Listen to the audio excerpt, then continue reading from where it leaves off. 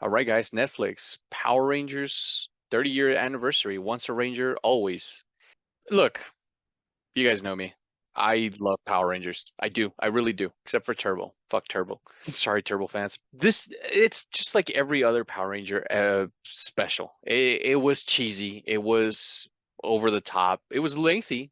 I didn't expect an hour. Overall, it was okay. I thought that the girl that played Min. there you go, Trini's daughter. I didn't mind Trini having a daughter. I actually thought that was cool. I miss Trini. Aisha was a great Yellow Ranger, but I miss Trini. And they've always tried to do some kind of like homage to honor her. It could have been better. I just think she overacted. I was just telling Griff, even the late Jason David Frank when he morphed, it was a little exaggerated, but hers is just too over the top. Even her kung fu, the CGI. I actually think it's better than anything we've gotten in Power Rangers outside of the Power Rangers movie. I don't want to sound like a dick, but I am 40, and I know you guys can't see me, but I don't look like that. Some of them have not aged too well, except for Zach. It's true what they say. Black don't crack. This wasn't good. I didn't grow up with Power Rangers, so I don't really have that nostalgia. This special was filled with nostalgia. It just really didn't hit. I wasn't a fan of the story. And for spoiler reasons, I won't really go into it besides that. Wasn't a fan of the story. Let us know, guys, if you guys want us to do a spoiler review on this, because there's a ton of shit that Griffin and I were just discussing before Yeah, this we can that go we into a can't say lot of right it. now. I didn't like this is like a very Shazam sort of thing where Billy's 18 and Zachary Levi's acting like he's 12. These guys are still acting like they're teenagers, saying dialogue like they're still in the 90s teenagers when they're 40-year-old adults. And that kind of just, I get it. You're doing it for nostalgia, over the top. I get it. That's kind of the whole shtick. It just seems a bit off. It kind of just maybe a little desperate. And I'm sorry if I offend any Power Rangers fan by saying that. And then, like Edward said, Min was over the top with acting, over accentuating things unnecessarily.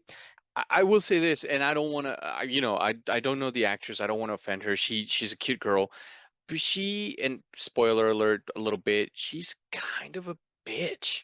Trini was the complete opposite. Said she was sweet. She was caring. She would put up with shit that, let's be honest, none of us probably would. And she was smart. And this girl was just kind of, I get it. She's not supposed to be like her mom, but yeah, it was just okay. For to Griff it sucked, and I understand why it sucked. I think even if you loved Power Rangers growing up, you could only kind of like this. I'm sure there's some of you guys out there that are like Edward and Griffin. You guys are fucking crazy. We love this. This is the greatest thing ever. That's fine. Remember, opinions. But yeah, like Billy, you can tell you're like Griff's right. He looks.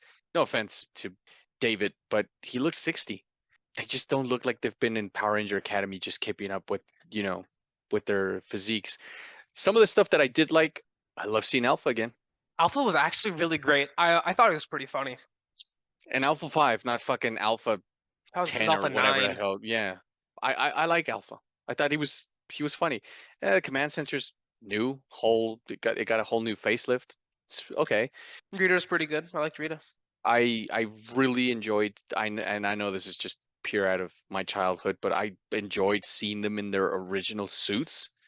It just looked cool. I geeked out. They did age, you can tell when they morph. Yeah. But when they teleport, it looks cooler than it's ever looked because it's always Yes. just been cheesy. I gotta say, my favorite Megazord, it's always been the dinosaur Megazord. That's back. You get to see it do stuff that you didn't see it before because before it was just some guy in like some boxes. I have to say this. I know it's spoilerish, but I have to say this. There is something at the end of the film. There's a very touching moment for all Power Rangers fans, but particularly for the late great Jason David Frank. Yeah, there's a tribute at the end so make sure to stay for it. Yeah, and for the actress that played Trini, I always screw up her name. I'm sorry. It's very touching. It did hit home.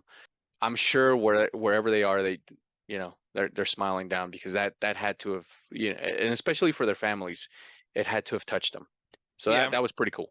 And I think one thing that ones I didn't like this is going back to Min a little bit is that with the writing, yeah, teenagers with attitude, I get it.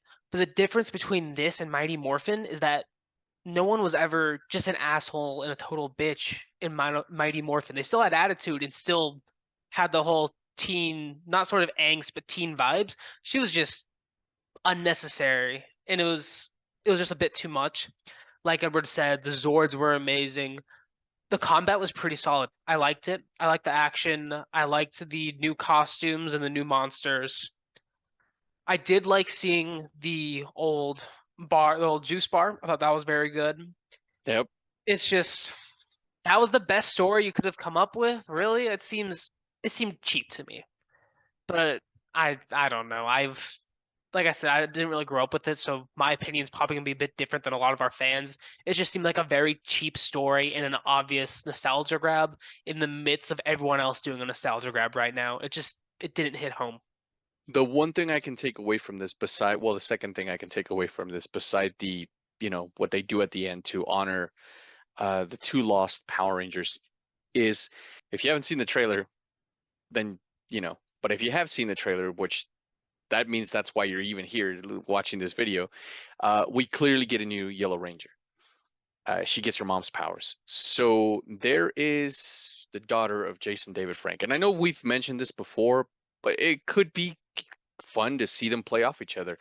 I am more for a full-on Full on Mighty reboot. Morphin reboot or for a continuation. I don't want like some other cosmic fucking Power Ranger thing, but we'll see. Netflix, Saban, Hasbro, whoever the hell owns the rights now, Jenna Frank's out there. And you can get this chick together, and I'm sure you can get another 3 or 4 kids to join the team, and there you go, Mighty Morphin. And speaking of which, Netflix and Hasbro, listen up. This is what you gotta do. It's super easy. Like Edward said, full reboot, 100%. Go back to Mighty Morphin. Nothing else happened before this, and you have 30 years of content to make work from the beginning. Not the biggest villain there is for one season. Oh wait, there's another bigger villain. You can tease that for like 5 seasons easily, and you could have such a great story since you know everything now instead of going season by season. If you There do a you go. full reboot or even just do a movie series properly, it will be so easy. You would get all the old fans, introduce a new generation, and especially with Netflix, you have such a large audience. It would be so easy for you. It's such easy money. I don't know why you're not doing it. Exactly. Netflix, give us That's a all. call. Trust us, we're doctors. Thank you guys for watching. Leave a like, comment, subscribe. Let us know what you thought about the Power Ranger special. We'll see you guys next time. Take care, guys.